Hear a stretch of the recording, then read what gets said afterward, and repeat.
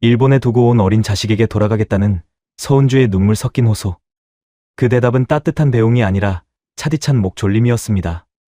어머니의 병문안을 왔던 효녀는 왜 3년 6개월 동안 좁은 원룸에 갇혀 돌아오지 못한 백골이 되어야 했을까요? 넌 못 가!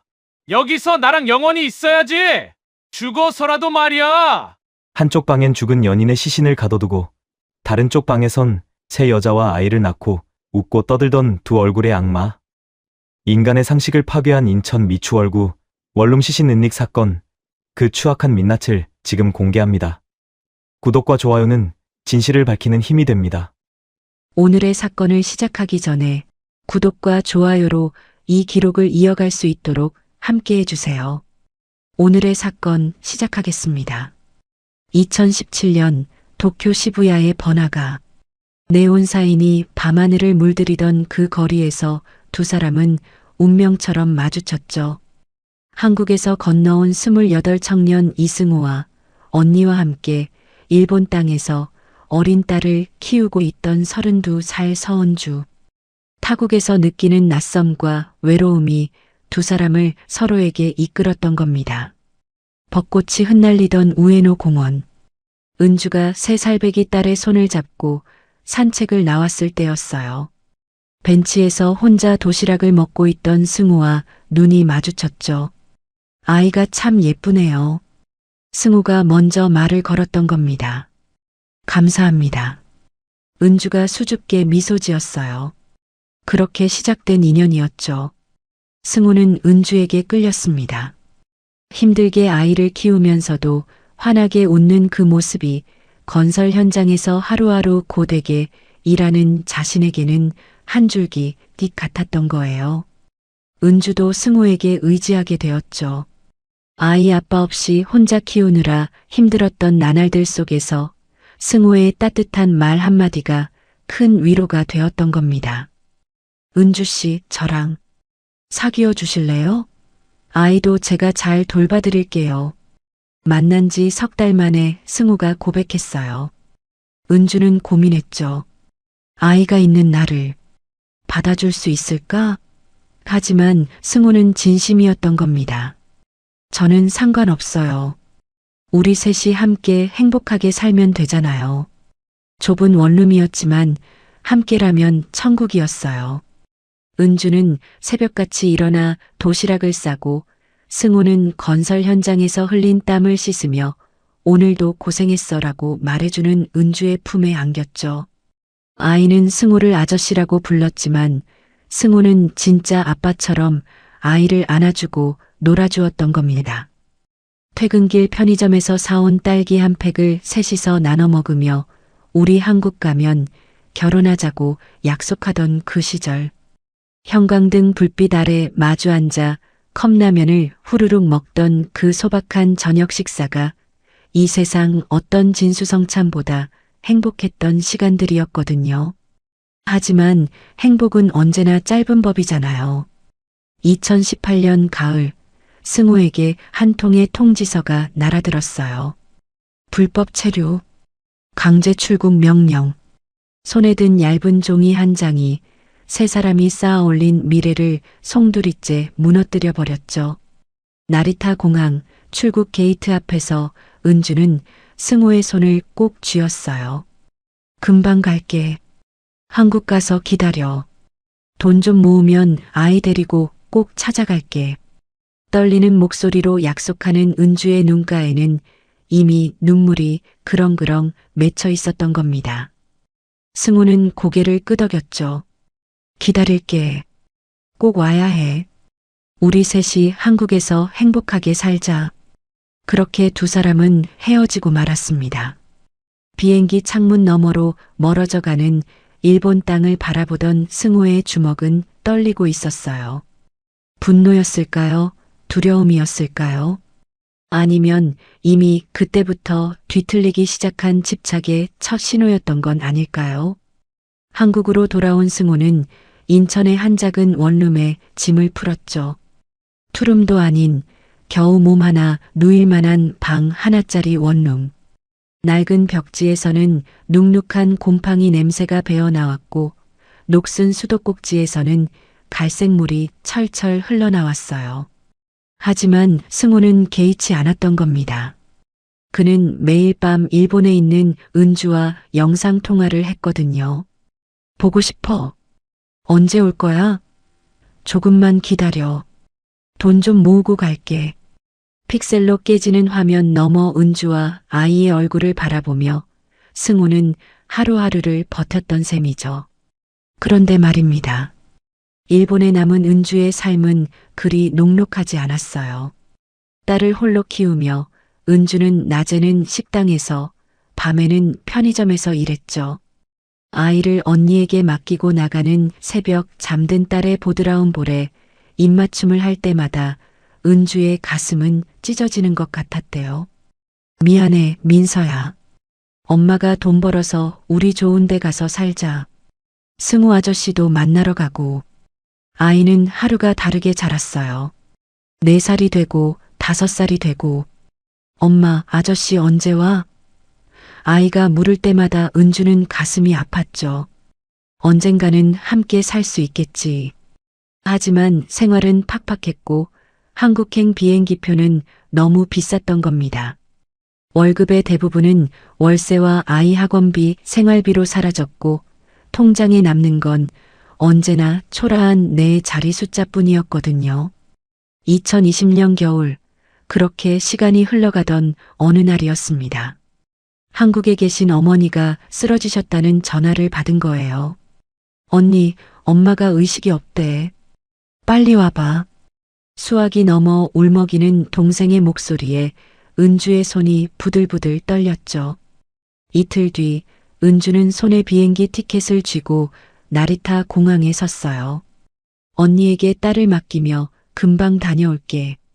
우리 민서 잘 있어. 엄마 금방 올게라고 속삭였죠.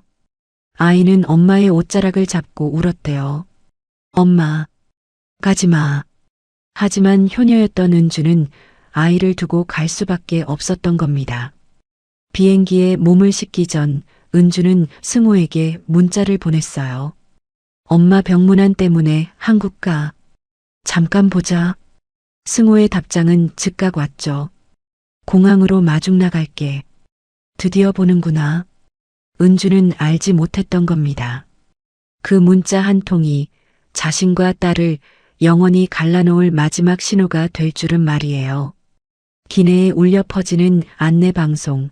승객 여러분, 잠시 후 인천국제공항에 도착하겠습니다라는 기계음이 마치 저승사자의 목소리처럼 차갑게 들렸다면 그건 나중에 이 사건을 들여다본 이들의 소름 돋는 상상일 뿐이겠죠.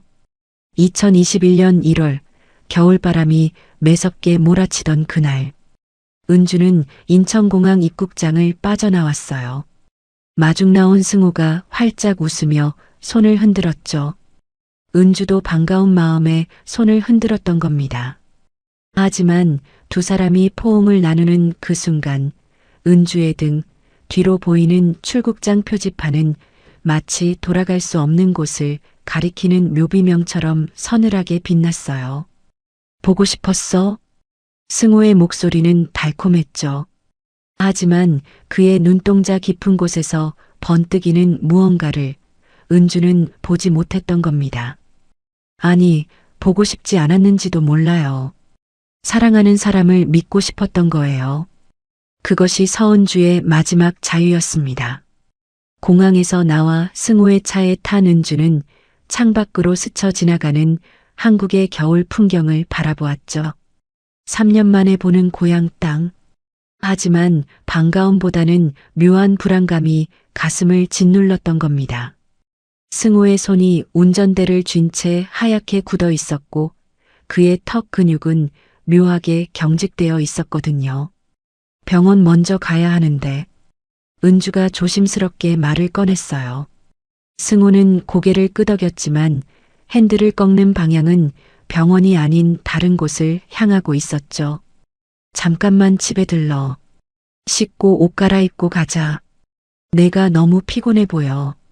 그의 목소리는 부드러웠지만 은주는 왠지 모를 한기를 느꼈던 겁니다. 인천 미추홀구의 한 낡은 빌라. 4층 끝자락에 위치한 원룸 앞에서 차가 멈췄어요. 복도에는 형광등이 깜빡거리고 있었고 벽지가 군데군데 찢어진 계단참에서는 퀴퀴한 습기 냄새가 코를 찔렀죠. 승우가 열쇠로 문을 여는 순간 삐걱거리는 소리가 마치 비명처럼 울려 퍼졌던 겁니다. 방 안은 예상보다 더 좁았어요. 겨우 침대 하나와 작은 옷장, 낡은 냉장고가 전부였죠. 창문에는 두꺼운 암막 커튼이 드리워져 있어 한낮인데도 방 안은 어둠에 잠겨 있었던 겁니다. 여기서 살고 있었어? 은주의 목소리에는 연민이 묻어났어요. 승우는 대답 대신 씁쓸한 미소를 지었죠. 너만 있으면 어디든 천국이야. 병문안을 마치고 돌아온 것은 저녁 무렵이었습니다. 어머니의 상태는 생각보다 심각했어요.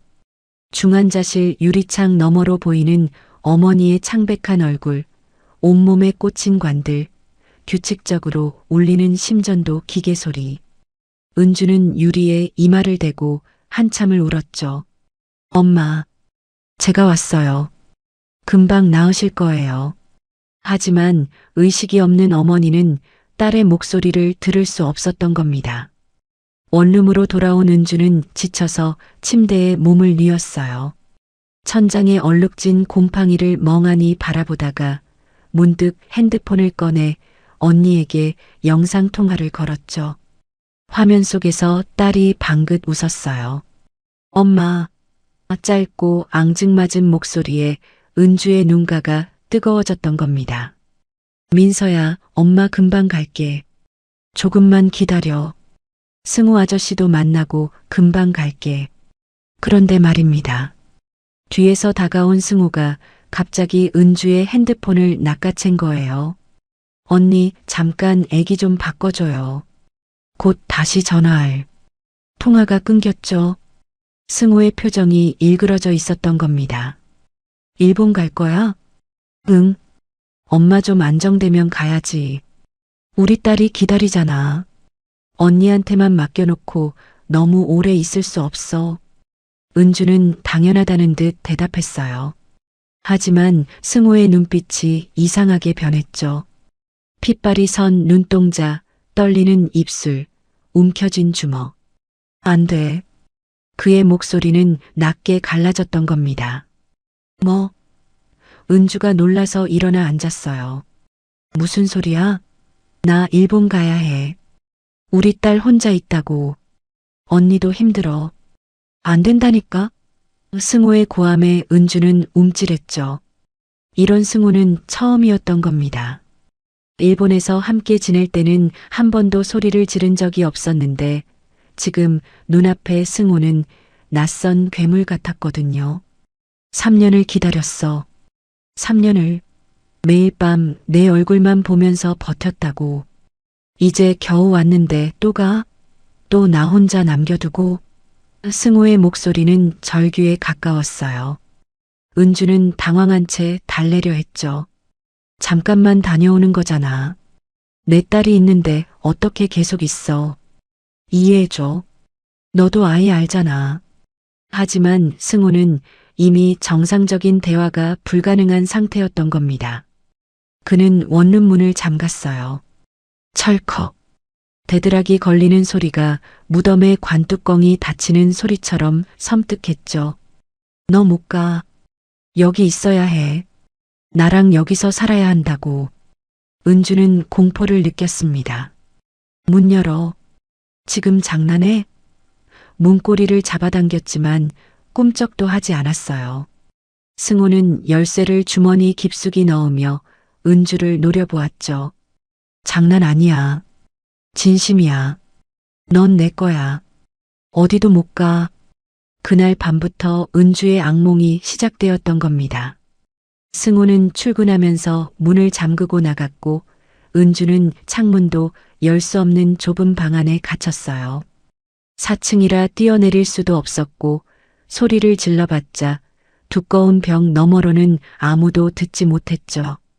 핸드폰은 승우가 빼앗아 갔고 은주에게 남은 건 절망뿐이었던 겁니다. 사흘이 지났어요. 일주일이 지났죠. 은주는 매일 울며 애원했던 겁니다. 제발 보내줘. 엄마도 봐야 하고 우리 딸한테 가야 해. 내가 뭘 잘못했어? 하지만 승호의 대답은 언제나 똑같았어요. 조금만 더 있어. 조금만. 그 애는 언니가 잘 돌봐주잖아. 그 애가 아니라 내 딸이야. 엄마가 없으면 애가 얼마나 힘들겠어. 은주가 소리쳤죠. 하지만 승호는 귀를 막았던 겁니다. 시끄러워. 그의 얘기 그만해. 2021년 1월 말, 어느 추운 밤이었습니다. 은주는 더 이상 참을 수 없었던 거예요. 승우가 퇴근해서 들어오자마자 은주는 그의 발 앞에 무릎을 꿇었죠. 오빠, 제발. 제발 부탁이야. 나 일본 가야 해. 우리 딸이 엄마 기다려.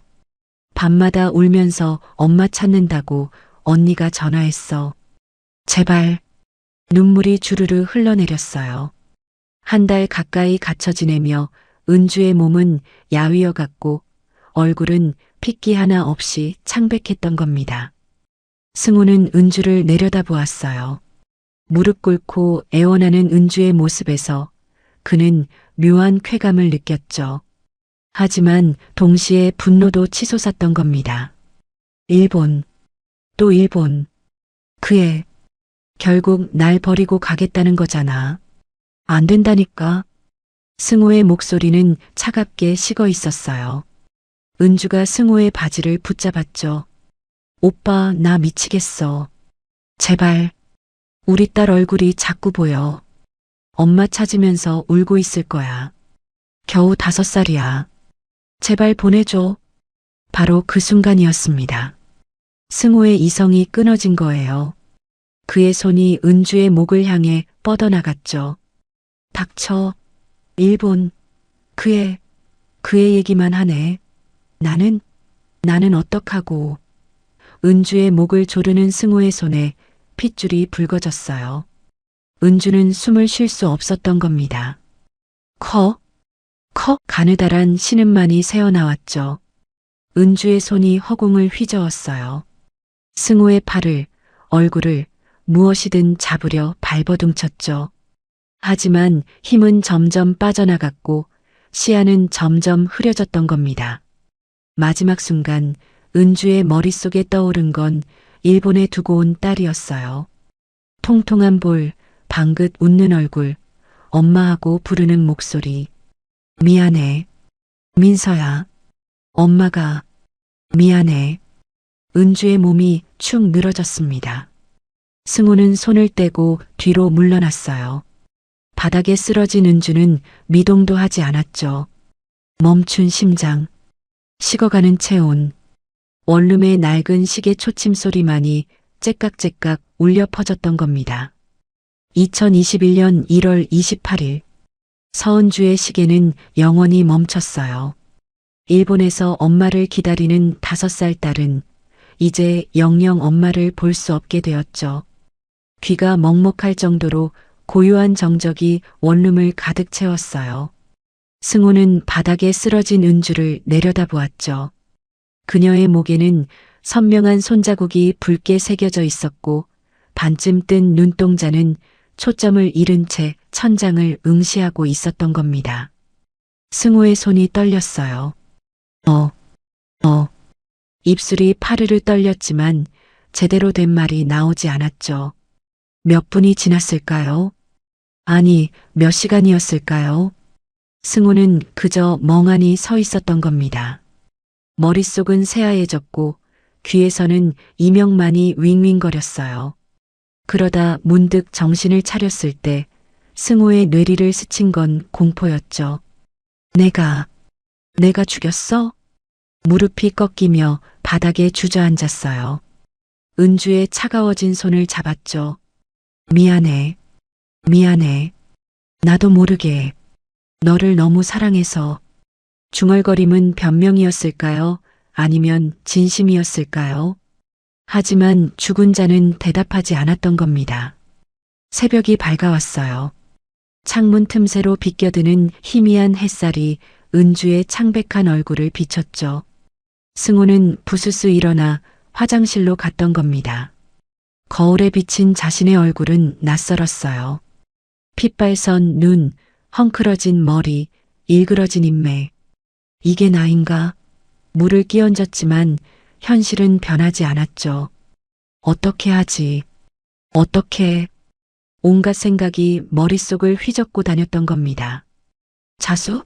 아니, 그럼 인생 끝이야. 도망? 시신을 두고? 유기? 어디에? 어떻게? 승우는 머리를 쥐어뜯었어요. 그러다 문득 멈췄죠. 여기, 그냥 여기 두면 안 될까? 소름 끼치는 생각이었습니다. 하지만 승우의 머릿속에서는 묘하게 합리적으로 들렸던 거예요. 이 방은 내 명의야. 관리비만 내면 아무도 안 들어와. 이사 안 간다고 하면 되지. 그냥 여기서. 그날부터 승우의 광기 어린 작업이 시작되었죠. 먼저 은주의 시신을 침대 밑으로 밀어 넣었어요. 좁은 공간에 억지로 밀어 넣으며 뚝뚝 끊어지는 뼈소리에도 승우는 이를 악물었던 겁니다. 미안해. 은주야. 미안해. 중얼거리면서도 손은 멈추지 않았죠. 다음은 냄새였어요. 이미 방 안에는 미묘한 악취가 퍼지기 시작했던 겁니다. 승우는 근처 마트로 달려갔죠. 카트에 락스 10통, 세제 20통, 표백제, 방향제를 가득 담았어요. 계산대 직원이 이상하다는 눈빛으로 쳐다봤지만 승우는 억지로 웃으며 말했던 겁니다. 대청소 좀 하려고요. 원룸으로 돌아온 승우는 침대 밑으로 락스를 부었어요. 차르르륵. 쏟아지는 액체가 바닥을 적시고 은주의 몸을 덮었죠. 코를 찌르는 화학약품 냄새가 방 안가득 퍼졌던 겁니다. 이래야 해. 이래야 냄새가 안 나. 승우는 계속 중얼거리며 세제를 더 부었어요. 방향제는 방 구석구석에 배치했죠. 침대 머리맡, 옷장 위, 창문틀, 현관문역. 20개가 넘는 방향제가 인공적인 꽃향기를 내뿜기 시작했던 겁니다. 라벤더, 장미, 제스민. 달콤하고 향긋한 냄새가 죽음의 냄새를 덮었어요. 그리고 승우는 일상으로 돌아갔습니다.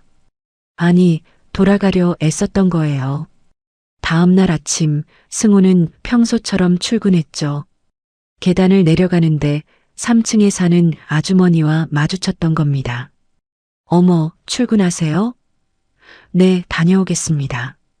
승우는 최대한 자연스럽게 웃으며 인사했어요. 아주머니가 코를 킁킁거렸죠. 근데 무슨 냄새 안 나요? 꽃향기 같은데. 승우의 심장이 철렁했습니다. 하지만 침착하게 대답했던 거예요. 아, 제가 좀 결벽증이 있어서요. 방향제를 좀 많이 써요. 냄새나면 실례잖아요. 그래요? 좋은 냄새네. 호호. 아주머니는 그렇게 웃으며 지나갔죠. 일주일이 지났어요. 승우는 매일 원룸에 들어갈 때마다 락스를 더 부었습니다. 바닥은 늘 축축했고 방향제는 일주일마다 새 것으로 교체했어요. 편의점 알바생이 물었어요. 손님, 매번 방향제 이렇게 많이 사가시는데 어디에 쓰세요? 네, 향을 좋아해서요. 승우의 웃음은 점점 자연스러워져 갑니다. 한 달이 지났습니다. 침대 밑의 시신은 이미 부패가 시작되었어요. 하지만 락스와 세제, 그리고 엄청난 양의 방향제 덕분에 냄새는 복도까지 새어나오지 않았죠. 가끔 관리인 아저씨가 관리비를 받으러 오면 승우는 문 앞에서 돈을 건넸고 한 번씩 인사치레로로 안으로 들어오시죠? 라고 건네면 관리인은 아니에요. 바빠서요. 여기서 드릴게요. 라는 대답을 했기에 관리인은 전혀요 의심하지 않았어요. 2달이 지났습니다. 승우의 생활은 묘하게 안정되어 갔습니다. 출근하고 퇴근하고 락스를 붓고 방향제를 갈고 잠자리에 들었어요. 침대 밑에 누워있는 은주에 대한 죄책감은 점점 무뎌져 갔어요. 아니, 무뎌지게 만들었던 겁니다. 어차피 돌이킬 수 없어. 이렇게라도 살아야지. 하지만 밤이 되면 악몽에 시달렸어요. 은주가 침대 밑에서 기어나와 왜 날 여기 가뒀어? 라고 속삭이는 꿈.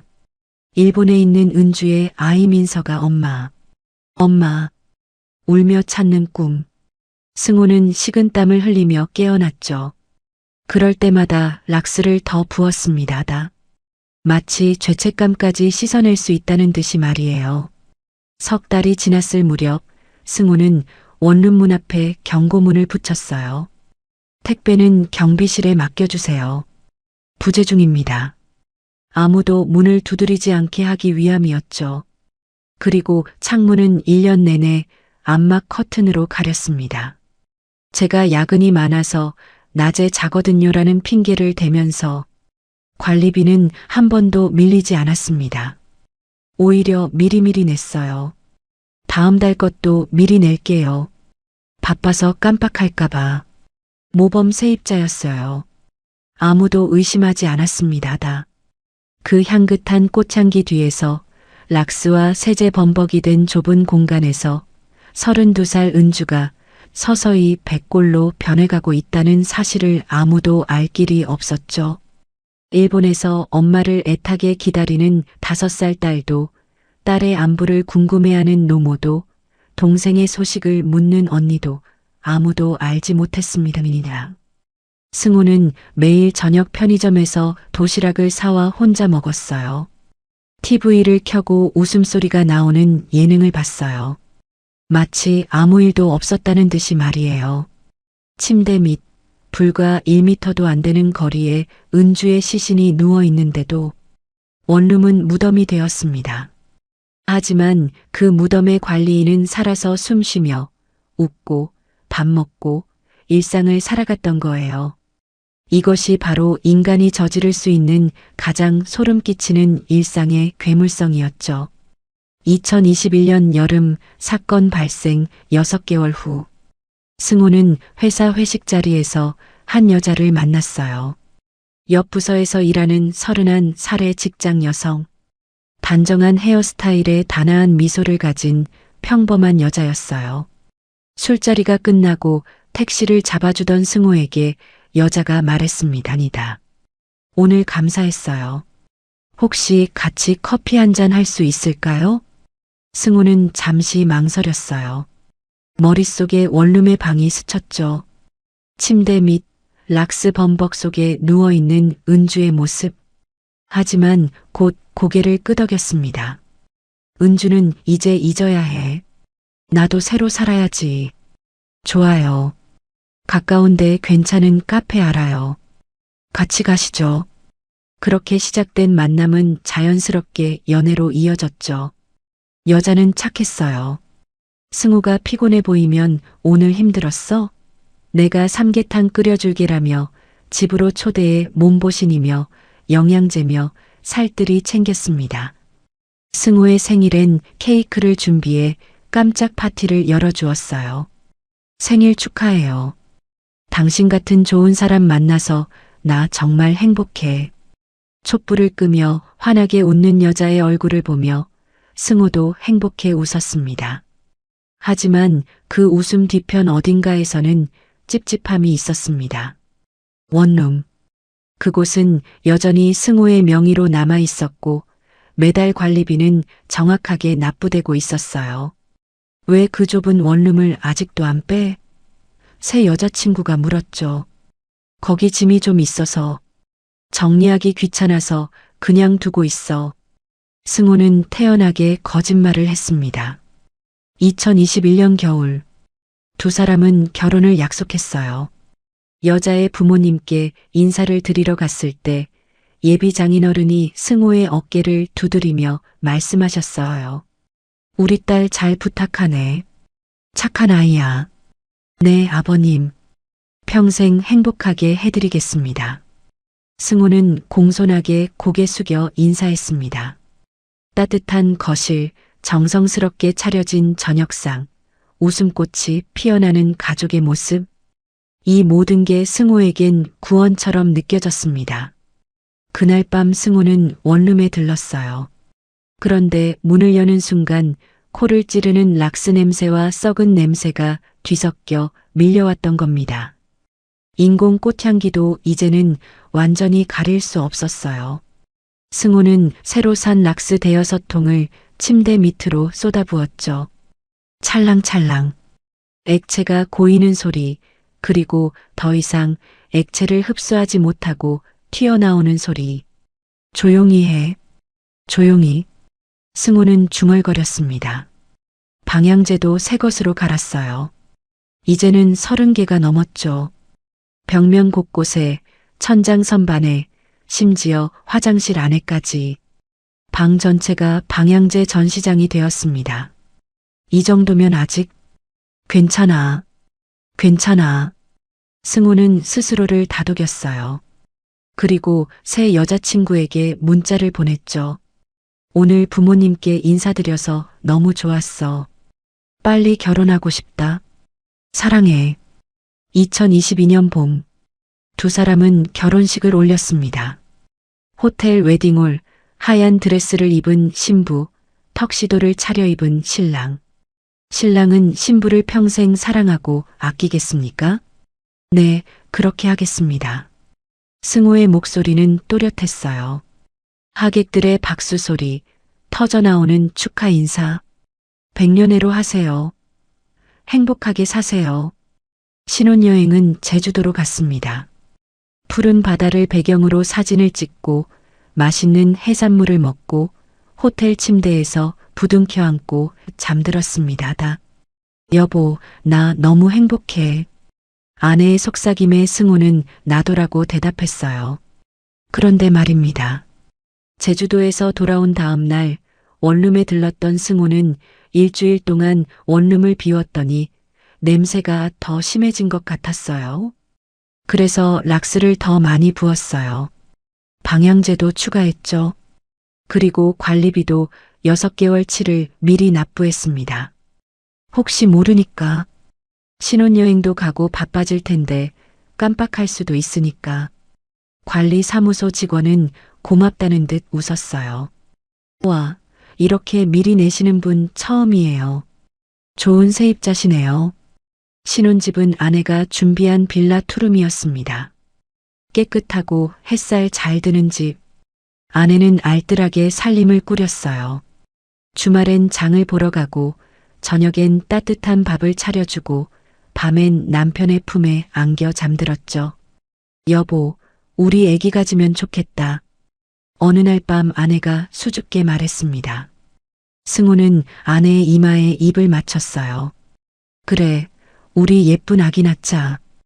2022년 가을. 아내가 임신을 했어요. 입덧이 심했죠. 승호는 퇴근 후 약국에 들러 소화제를 사다 주고 아내가 먹고 싶어하는 신음식을 구해다 주었습니다. 미역국 먹고 싶어? 알았어. 지금 사올게. 승호는 헐레벌떡 뛰어갔어요. 그런데 그 헐레벌떡 뛰어가는 길 한편에 있는 원룸에서는 여전히 은주가 침대 밑에서 백골로 변해가고 있었습니다. 승호는 은주에게도 일주일에 한 번씩 들렀죠. 임신한 아내를 집에 두고 잠깐 볼 일 있어서 나갔다 올게라고 말하고는 말이에요. 2023년 봄, 승호는 아버지가 되었습니다. 분만실 앞에서 아기 울음소리를 들었을 때 승호는 눈물을 흘렸어요. 축하드립니다. 건강한 아드님입니다. 간호사가 건넨 아기를 안았을 때 그 작고 따뜻한 생명의 무게에 승호의 가슴이 벅찼던 겁니다. 우리 아들, 아빠가 잘 키워줄 줄게. 퇴원 후 집에 돌아온 아내는 온종일 아기를 돌봤어요. 수유하고 기저귀 갈고 재우고 승호도 밤중에 일어나 분유를 타고 트림을 시켰죠. 여보, 고마워. 당신 정말 좋은 아빠야. 새벽 4시 아기를 재우고 나서 아내가 속삭였던 겁니다. 승우는 아내의 손을 꼭 잡았어요. 우리 아들 행복하게 키우자. 하지만 바로 그 시각, 인천 미추홀구 낡은 빌라 4층 원룸에서는 일본에 두고 온 자신의 딸을 그리워하다 죽어간 은주의 뼈가 락스에 잠긴 채 덩그러니 누워 있었어요. 관리비는 여전히 정확하게 납부되고 있었고 방향제는 계속 교체되고 있었고 승우 외엔 아무도 그 방에 들어가지 못했던 겁니다. 승우의 핸드폰 사진첩에는 행복한 가족 사진이 가득했어요. 아기와 함께 찍은 100일 사진, 아내와 함께 웃는 데이트 사진, 시부모님과 함께한 명절 사진. 우리 아들 아빠 닮아서 참 잘생겼어. 하하. 2개, 3개. 한쪽에서는 새 생명이 자라고 웃음소리가 울려 퍼지고 행복이 피어났어요. 다른 한쪽에서는 은주가 백골이 되어 락스 범벅 속에서 좁은 침대 밑에서 먼지처럼 부스러져 가고 있었습니다. 이것이 인간이 저지를 수 있는 가장 추악한 이중생활이었습니다. 웃음 뒤에 시신, 행복 뒤에 범죄, 사랑 뒤에 살인. 승우는 두 얼굴의 악마였던 거예요. 그런데 말입니다. 운명이란 참 묘한 거예요. 영원할 것 같던 이 기괴한 공생이 끝날 순간이 다가오고 있었던 겁니다. 2024년 10월, 승우가 회사에서 돌아오던 길이었어요. 편의점에 들러 담배를 사는데 밖에서 누군가 말다툼을 하고 있었죠. 여자가 남자의 멱살을 잡고 소리를 지르고 있었던 겁니다. 돈 내놔. 빌려간 지 석 달이나 됐잖아. 조금만 기다려. 곧 갚을게. 승우는 그냥 지나칠 수 없었어요. 아니, 지나쳤어야 했는데 말이죠. 술 기운이 조금 있던 그는 여자에게 다가갔던 겁니다. 아줌마, 좀 조용히 해요. 다른 사람들 피해잖아요. 당신이 뭔데 참견이야? 여자가 승우를 밀쳤어요. 승우도 화가 났죠. 순간 손이 나갔던 겁니다. 찰싹 여자의 뺨을 때린 거예요. 이 새끼가 지금? 여자가 핸드폰을 꺼내 경찰에 신고했어요. 폭행죄. 승우는 당황했죠. 미안해요. 실수였어요. 제가 술을. 하지만 이미 늦었던 겁니다. 경찰이 출동했고 승우는 조사를 받게 되었어요. 더 큰 문제는 그 다음이었습니다.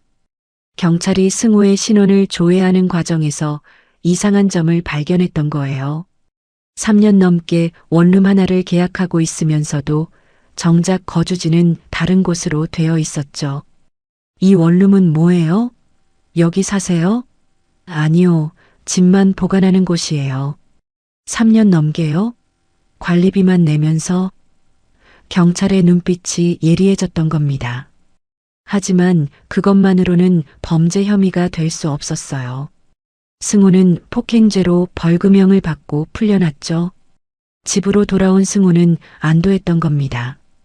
휴, 다행이다. 그런데 진짜 문제는 여기서부터였습니다. 승우가 벌금을 내느라 돈을 쓰는 바람에 원룸 관리비를 낼 여유가 없어진 거예요. 아내 몰래 유지해오던 원룸이라 더욱 곤란했죠. 한 달만 밀리면 안 되나. 11월이 지났어요. 관리비가 납부되지 않았죠. 관리사무소에서 문자가 날아왔던 겁니다. 관리비 미납 안내. 입금 부탁드립니다. 승우는 무시했어요. 다음 달에 2달치를 한꺼번에 내면 되겠지. 12월이 지났습니다. 관리비가 2달째 밀렸어요. 관리사무소 직원이 전화를 걸었죠. 세입자님, 관리비 2달째 미납이신데요? 죄송해요. 곧 입금하겠습니다. 하지만 승우는 또 미루었던 겁니다. 회사 일도 바빴고 아이가 아파서 병원비도 많이 들었거든요. 2025년 1월 3개월째 관리비가 밀렸어요. 관리사무소에서는 건물주에게 보고했죠. 401호 세입자 3개월째 관리비 미납입니다. 연락도 잘 안 받으시고요. 건물주 아저씨는 인상을 찌푸렸습니다. 이상하네. 그 사람 몇 년 동안 한 번도 관리비 안 밀렸는데 직접 한번 가봐야겠어. 어느 추운 오후 건물주가 4층 원룸 앞에 섰습니다. 초인종을 눌렀어요. 딩동. 아무 반응이 없었죠. 다시 눌렀어요. 딩동. 딩동. 여전히 조용했던 겁니다. 문 앞에 붙은 경고문. 택배는 경비실에 맡겨주세요. 부재 중입니다. 하지만 경고문 위로 먼지가 수북이 쌓여 있었어요. 건물주가 세입자에게 전화를 걸었습니다. 신호는 가는데 받지 않았죠. 문자를 보냈어요. 관리비 3개월 밀렸습니다. 연락 바랍니다. 답장이 없었던 겁니다. 며칠 후 건물주는 결심했어요. 안 되겠어. 예비 열쇠로 확인해 봐야지. 계약서에는 분명히 명시되어 있었거든요. 장기간 연락 두절시 건물주가 방문할 수 있다고 말이죠. 2025년 1월 15일 건물주가 관리인과 함께 4층 원룸 앞에 섰습니다. 예비 열쇠를 문에 꽂았어요. 삐삐삐. 전자 잠금 장치가 해제되는 소리. 그리고 손잡이를 돌렸죠. 문이 열리는 순간이었습니다. 3년 6개월간 응축되었던 무언가가 폭발하듯 쏟아져 나왔던 거예요. 코를 찌르는 악취, 락스 냄새, 썩은 냄새, 방향제 냄새가 뒤섞인 지옥 같은 악취. 건물주는 으어 하고 입을 막았고 관리인은 그 자리에서 구역질을 했죠. 이게 무슨 냄새야? 건물주가 코를 막고 방 안을 들여다봤어요. 암막 커튼으로 가려진 방 안은 어두웠죠. 전등을 켰습니다. 환한 불빛이 방 안을 비췄어요. 방 전체가 이상했습니다. 바닥은 축축했고 곳곳에 락스통과 세제통이 나뒹굴고 있었어요. 방향제는 수십 개가 벽면에 붙어 있었죠. 여기서 뭘 한 거야? 건물주가 중얼거렸습니다. 그때였습니다. 건물주 눈에 침대 밑에 있는 무언가 보였던 거예요. 하얀 무언가가. 건물주가 조심스럽게 다가가 침대를 들어 올렸죠. 그 순간 건물주의 비명이 복도에 울려 퍼졌습니다. 으악! 침대 밑 락스와 세제가 범벅이 된 그곳에 한 구의 백골이 누워 있었던 거예요. 옷은 거의 녹아 없어졌고 살은 다 썩어 없어졌고 뼈만 남아 있었죠. 두개골의 텅 빈 눈구멍이 천장을 멍하니 바라보고 있었던 겁니다. 관리인이 떨리는 손으로 119에 신고했어요. 여기 시신이 있어요. 얼마 지나지 않아 경찰과 구급대가 도착했습니다. 방 안을 확인한 경찰의 얼굴이 창백해졌어요. 이런, 얼마나 오래된 거야. 국과수 직원들이 출동했죠. 감식 작업이 시작되었던 겁니다. 그날 저녁 뉴스 속보가 터졌어요. 인천 미추홀구 원룸에서 신원미상 백골 시신 발견. 경찰 사건 경위 조사 중. 3년 6개월. 1277일 동안 좁은 원룸 침대 밑에 갇혀있던 32살 서은주가 드디어 세상 밖으로 나오게 된 거예요. 비록 백골의 모습으로 말이죠.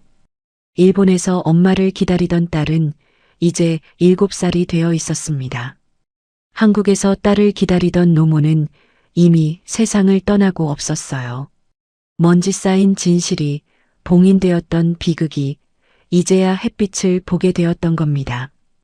백골이 발견된 지 이틀 후 경찰은 방 안에서 결정적인 증거를 찾아냈어요. 락스통 더미 사이에서 발견된 낡은 지갑. 그 안에 든 일본 체류 카드와 신분증.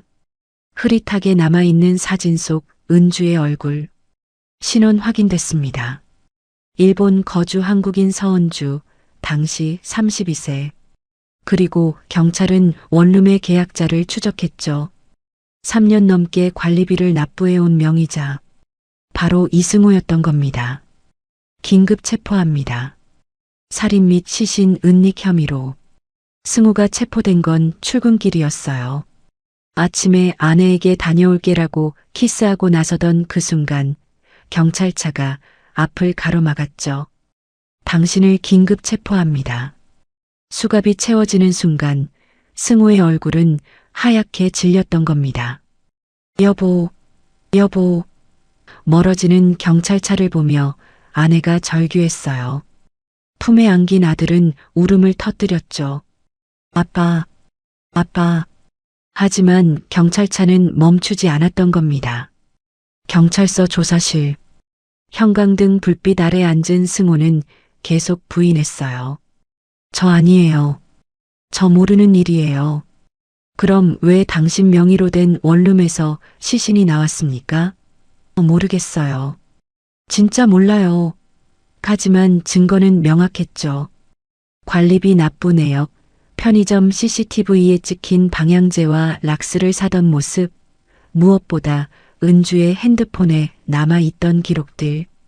법의학자들이 백골을 분석했습니다. 사망 시기는 약 3년 6개월 전으로 추정됩니다. 목뼈에서 골절 흔적이 발견되었고요.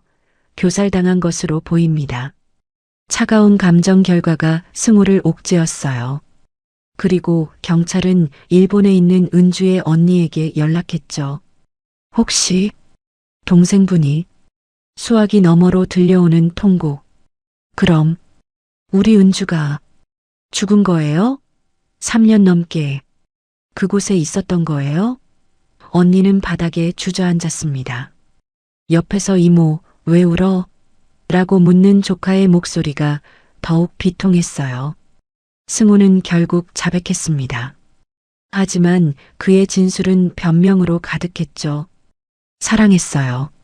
너무 사랑해서 은주가 자꾸 일본으로 가겠다고 해서 저는 그냥 붙잡고 싶었던 거예요.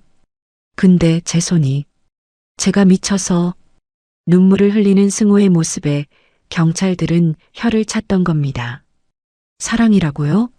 사랑하는 사람을 죽이고 3년 넘게 시신을 방치하는 게 사랑입니까? 형사의 추궁에 승우는 고개를 떨어뜨렸어요. 미쳤어요. 제가 미쳤던 거예요. 매일 방에 가서 락스를 부으면서도 이게 꿈이기를 바랐어요.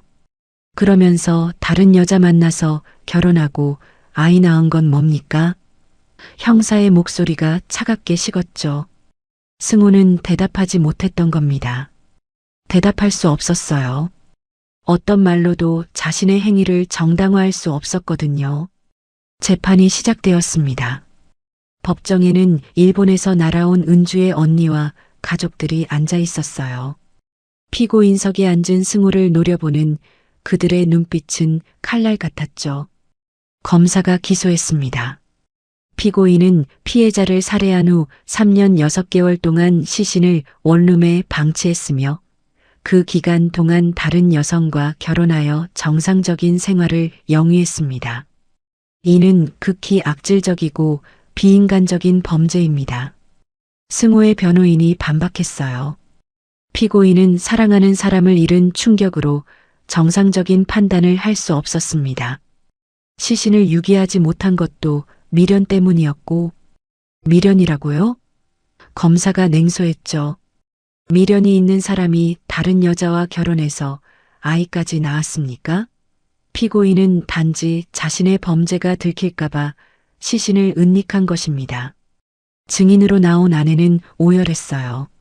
저는 정말 몰랐어요. 남편이 그런 사람인 줄. 우리 아이는 어떡해요? 피해자 가족석에서도 피고인 가족석에서도 눈물을 흘렸습니다. 일본에서 온 언니가 증인석에 섰습니다. 떨리는 목소리로 증언했어요. 제 동생은 엄마 위독하다는 소식 듣고 달려갔던 거예요. 일본에 두고 온 딸. 제 조카는 지금도 엄마를 기다려요. 엄마 언제 와?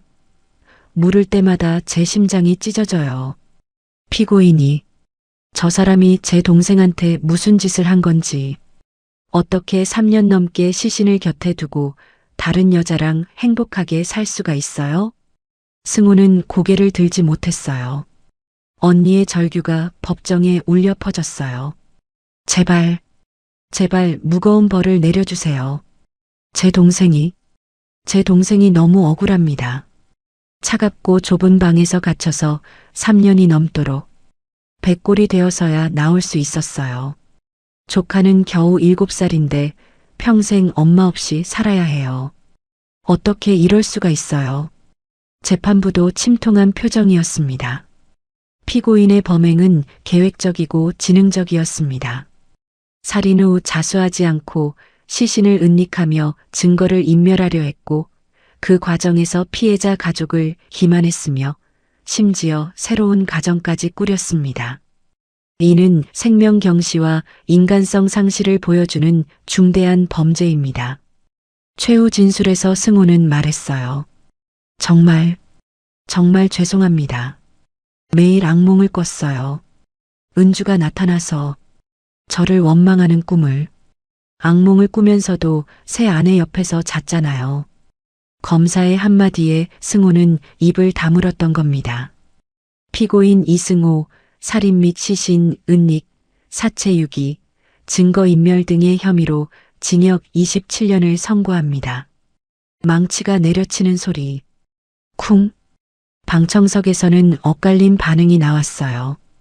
피해자 가족들은 너무 가벼워요.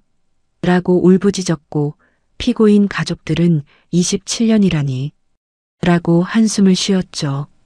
승우는 수갑을 찬 채 끌려나갔습니다. 복도에서 마주친 은주의 언니가 소리쳤어요. 27년 후에 당신은 나오겠지만 우리 은주는 영원히 못 돌아와요. 조카는 평생 엄마 없이 살아야 해요. 우리 어머니는 딸 얼굴도 못 보고 돌아가셨다고요. 승우는 고개를 떨구고 걸어갔어요.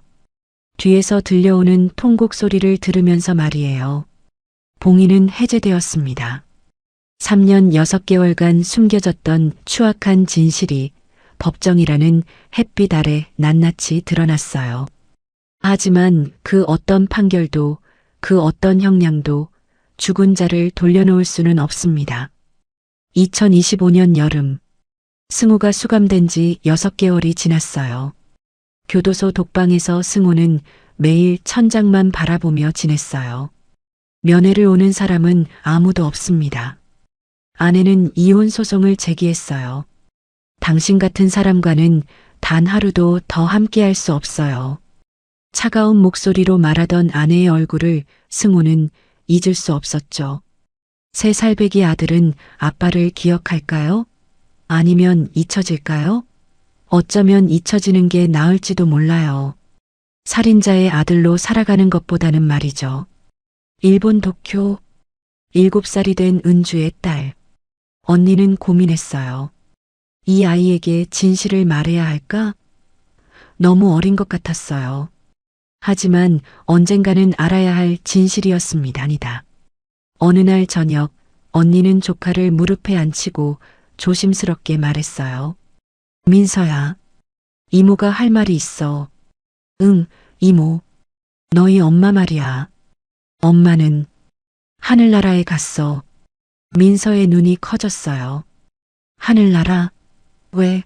엄마가 나쁜 사람한테 다쳐서 이제 돌아올 수 없어. 아이는 잠시 멍하니 있다가 울음을 터뜨렸습니다. 엄마. 3년을 기다렸던 엄마가 영영 돌아오지 않는다는 사실을 그 어린 나이에 받아들여야 했던 거예요. 언니는 조카를 꼭 안고 함께 울었어요. 미안해. 이모가 미안해. 한국에서는 은주의 장례식이 치러졌습니다. 3년 6개월 만에 치러진 장례식. 영정사진 속 은주는 환하게 웃고 있었어요. 살아생전 찍은 마지막 사진이었어요. 삼가 고인의 명복을 빕니다. 조문객들이 고개를 숙였습니다. 하지만 이미 어머니는 세상에 없었습니다. 딸의 죽음을 알지 못한 채 2년 전 세상을 떠났습니다. 은주, 우리 은주. 임종 직전까지 딸을 부르던 어머니의 목소리를 가족들은 잊을 수 없었죠.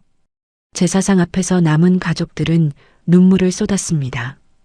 은주의 오빠가 영정사진 앞에 무릎을 꿇었어요. 은주야, 오빠가 미안하다. 내가 한국 왔을 때 더 신경 썼어야 했는데, 내가 그렇게 고통받는 줄도 모르고. 은주의 오빠는 목이 메어 더 이상 말을 이을 수 없었습니다. 은주의 유골은 고향 땅에 묻혔습니다. 어머니 곁에 나란히 말이에요. 이제 엄마 만나서 편히 쉬어. 오빠가 흙을 한 줌 뿌리며 중얼거렸습니다. 이 사건은 우리에게 묻습니다. 사랑이란 무엇인가요? 집착은 어디서부터 시작되나요? 누군가를 진정으로 사랑한다면 그 사람의 행복을 바라야 하는 거 아닌가요?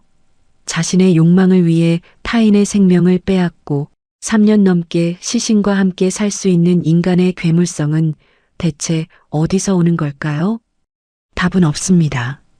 다만 우리는 기억해야 해요. 차가운 원룸에서 홀로 죽어간 32살 은주를, 엄마를 평생 그리워하며 살아갈 8살 딸을 잃은 가족들의 아픔을, 그리고 다짐해야 합니다. 다시는 이런 비극이 반복되지 않도록. 주변에 고통받는 이가 있다면 외면하지 말아야 한다고 말입니다. 누군가의 SOS 신호를 놓치지 말아야 한다고 말이에요. 은주의 영정사진 속 환한 미소가 오늘도 우리를 바라보고 있습니다. 일본에 두고 온 딸에게 돌아가고 싶었던, 병든 어머니를 간호하고 싶었던, 그저 평범하게 살고 싶었던 한 여인의 마지막 모습이 삼가 고인의 명복을 빕니다. 사건의 기록을 따라가며 가려진 조각들을 연결합니다. 그날 무슨 일이 있었는지. 구독과 좋아요, 알림 설정은 이 기록을 이어가는 힘이 됩니다. 구독과 좋아요 꼭 눌러주세요. 잊혀진 이름들, 사라진 진실, 그날의 흔적들. 봉인된 사건 노트에서 흔적을 찾아드리겠습니다. 지금까지 봉인된 사건 노트였습니다. 시청해주셔서 감사합니다.